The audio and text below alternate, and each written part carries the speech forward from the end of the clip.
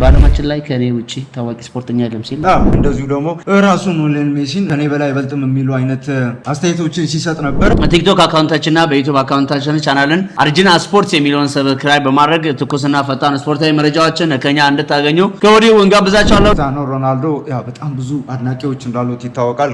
በቅርብ ጊዜ ደግሞ ፕራይስ ሞርጋን የእንግሊዙ በጣም ታዋቂ ከዚህ በፊት በቢቢሲ ስፖርት ላይ እንደዚሁ በጋዜጠኝነት መስራት የቻለ በጣም እውቅ እና ታዋቂ ጋዜጠኛ ነው። እሱም እዛው ዱባይ የሚገኘው መኖሪያ ቤቱ የሮናልዶ መኖሪያ ቤት ድረስ በመሄድ እንደዚሁ ቃለመጠይቅ ማድረጉ ይታወቃል። በአመት በሁለት አመት እንደዚህ አይነት ቃለመጠይቆችን ያደርጋል። እዛው ቤቱ ድረስ በመሄድ ነው የሚያደርገውና በቅርብ ጊዜ እንደዚህ በጣም ኮንትሮቨርሻል የሚባሉ ወይም ደግሞ በጣም ይሄ ለሁለት ሀሳብ የሚጋብዙ አይነት ሀሳቦችን ሲያነሳ ነበር ሮናልዶ። ልክ እንደ በዓለማችን ላይ ከኔ ውጪ ታዋቂ ስፖርተኛ የለም ሲል ከኔ ውጪ ታዋቂ ስፖርተኛ የለም የሚል እንደዚሁ ደግሞ ራሱን ሊዮኔል ሜሲን ከኔ በላይ አይበልጥም የሚሉ አይነት አስተያየቶችን ሲሰጥ ነበረ። በነገራችን ላይ ባለቤቱ ጆርጂና ሮድሪጌዝ አርጀንቲናዊ ናት። የዓለም ዋንጫንም ሜሲ በሚያነሳበት ጊዜ ወይም ደግሞ አርጀንቲና የዓለም ዋንጫውን በባለፈው ጊዜ በሚያነሱበት ጊዜ እንደዚሁ በጣም መደሰቱና መጨፈሩን ለሷም በጣም ደስተኛ እንደነበር እንደዚሁ ሲገልጽ ነበረ